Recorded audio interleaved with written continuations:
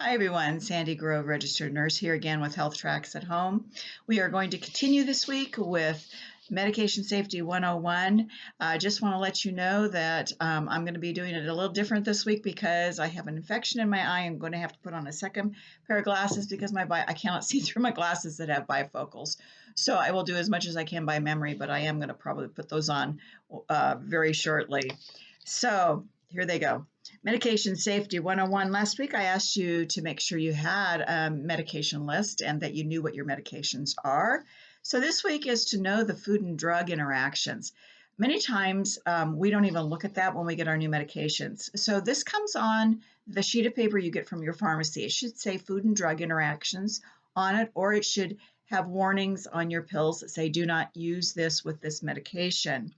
Some common ones are aspirin and NSAIDs, which are Advil, ibuprofen, all of those, and green leafy vegetables and how they interact with blood thinners. I'm sure everyone that's on a blood thinner that has atrial fib has been told to avoid those medications while you're on it.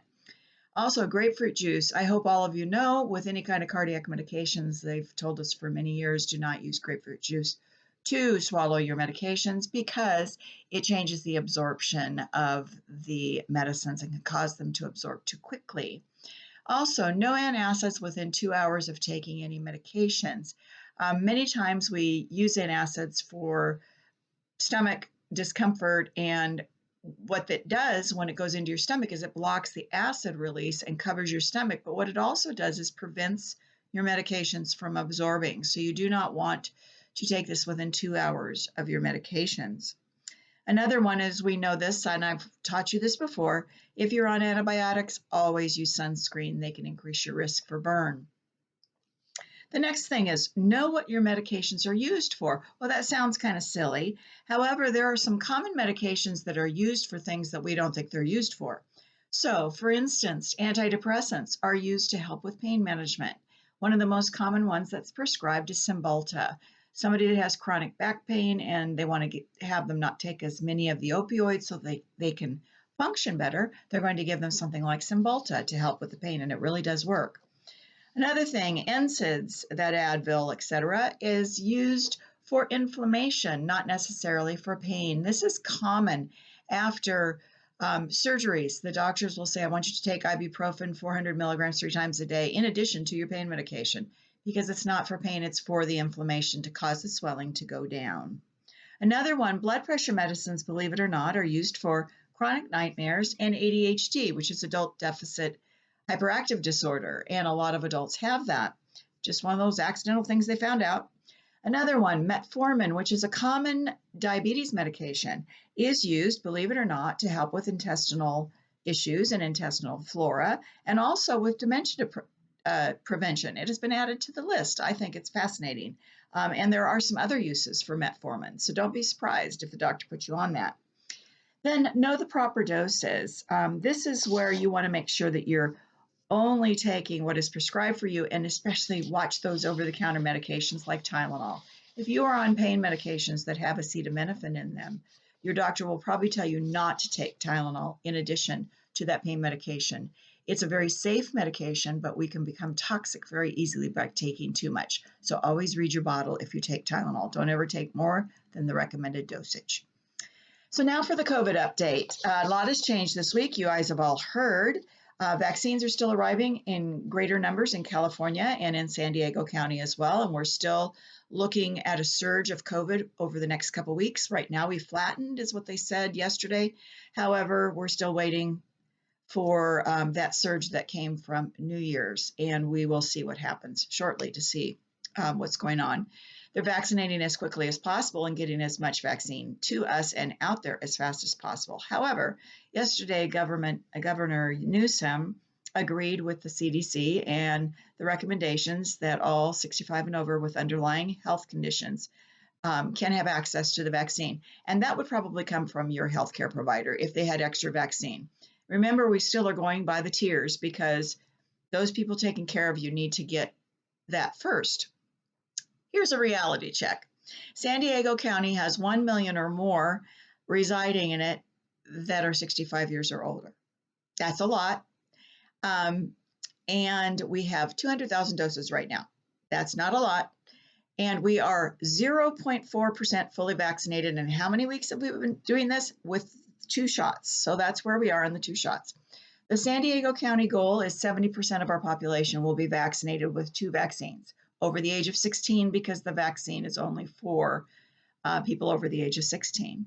That is 1,882,000 plus to be vaccinated. And then you got to have 2 doses. So that is 3 million, let's say close to 800,000 to accomplish that goal. We are far from that. Bottom line, it's going to take some time. But they do have a goal, and they are vaccinating 6,000 a day right now. And the goal is 23,434 a day to complete it in 150 days. But they got to get the vaccine in order to complete the vaccination protocols. Just so you know, we just wait for vaccine. Basically, wait until your doctor lets you know that it's time for you to come in to get your shot. So information regarding those strains that have shown up, the variant strains, we now have a third one that was announced from Japan that came from Brazil. I think it was Brazil. But this is not anything unusual. Flu vaccines mutate as well. And the only thing that we know right now is that this one is a little bit more contagious. It spreads faster. I will leave it at that because I don't really know a lot more about it. And I'm just telling you what our county health MD talked about yesterday. Basically, that's what we know at this point. And then to answer a question that I heard this week is, why are so many healthcare workers refusing the vaccine? First of all, there's very many reasons why people refuse the vaccine. People with high allergies always have problems with taking vaccines. They could have an allergic reaction to anything. So we want to make sure that they're safe. The other thing is that you need to know that the choice of taking a vaccine is HIPAA protected. It is private health information. And for the media to say that they have that information cannot possibly be true. So take those things with a grain of salt. You are protected, and whether you have the right to refuse it or not, people will not know about that, or should not know about that. Excuse me. So we'll get off of COVID. And exercise tip of the day, we're going to talk about our eyes and our mouth, and we're going to take care of our eyes and our mouth as much as possible right now because I'm dealing with it, okay? So these are neglected areas on our body. We do a lot of stretching and exercise from the shoulders down, but we forget about our face. We forget about those things that are looking at computers and our cell phones, et cetera, all the time and get tensed up, and we wonder why we have tension headaches. Anytime you're on a phone or a computer for more than 15 minutes, you should do these eye and mouth exercises. So the eyes, first of all, open your eyes really wide, then relax them and close them. Really wide, relax and close. Do that 3 times. Then also look to the right, don't move your face. Look to the right, back to the center, look to the left and hold it, back to the center. The third is to look up without moving your head.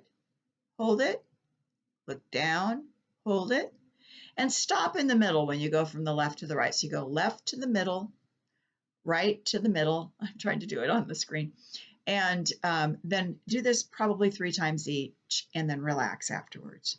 For your mouth, first of all, open your mouth really wide, hold it, and then relax it. I'm not going to do that because it's ugly. And do that 3 times. The next one is to move your mouth physically to the right. Okay, right, left, right to the middle, left to the middle. See if you can do it. It's not exactly easy. Then the other thing that feels really good actually is to go around in circles. So purse your lips and go, and then go the other way. And my husband's going to laugh at me because my glasses are falling down and I'm doing crazy face exercises. That's because I love all of you and you don't care what I look like.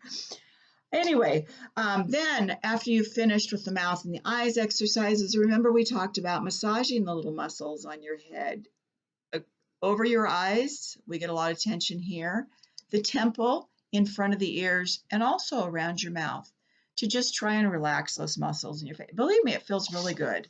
This is something that most people that are on the computer all the time have activated stretching programs, and those are some of the things that I used to do when I was on a computer for 8 hours a day, is to stop and take care of my face as well as my shoulders, my arms, my hands. And we'll talk about those later. So memory preservation tip this week. See and say. Remember those old-fashioned things that we used to use with our kids and our grandkids? you'd look at it and you'd find a picture of an animal and you pull the thing out and then you'd hear the animal and then you'd say what the animal is. So that's engaging all the different parts of your brain. The more things that you engage, the more memory preservation it is going to be. So the thing I'm going to recommend this week is remember the game that we used to play, women, I'll address you, at baby showers, where you put all these items out on a tray. It's covered. It opens up. You get a few seconds to look at the items on the tray, and then you cover it back up. And then a few minutes later, you have to remember what's on that tray. This is a really good memory exercise, just for the fun of it. Add something that smells, add something that tastes, so that those things help to retain different parts of your brain.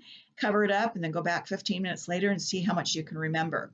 This is one of the things they do in a mini mental exam. They give you 3 things, and then 15 minutes later, you got to remember those 3 things. And it's funny how they just go. It is an area of our brain that deteriorates with time. So this is a good game for you and your husband or you and your friend to play. Find a bunch of items and stick them on a tray. Try the memory game. Nutrition tip of the week, since we're talking about our eyes and our mouth, we're going to talk about vitamin A. We've talked about that in the past. Why do we need that? Well, we need it for our eyes. We need it for bone development, for our skin. It is the healthy eyes and skin vitamin. So that's in apricots and broccoli and cantaloupe and carrots and fish and milk and dark leafy greens and pumpkin and spinach and sweet potatoes and winter squash. Lots of good, yummy things. Stress reliever tip of the week. Animal ABCs. Just like we sing the A, B, C, D, Z, F, Gs as we're little kids, we have that stuck in our mind, the alphabet.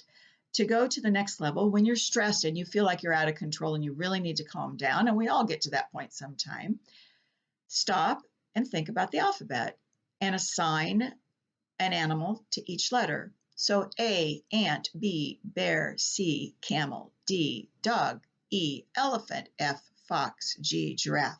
And you go down the line. And believe me, I've done this a few times. That's why I can zip through it. You're not going to be able to do it. You're going to start laughing at yourself. It's a great memory exercise and stress reliever because it makes your brain go to a different spot and it makes you stop and it makes you think and it decreases your stress. Then breathe in slowly 3 times when you get all done and congratulate yourself. And you're not allowed to go look it up online. You got to figure it out yourself until you've done it a few times. So I hope this has been helpful and gives you some fun things to do this week to get our mind off of COVID, that's for sure. As always, I bring this information from reliable sources, but from day to day and week to week, things can change. Please check with your healthcare provider if you have any questions. And until next time, I pray that God blesses you and keeps you safe. Take care. Bye-bye.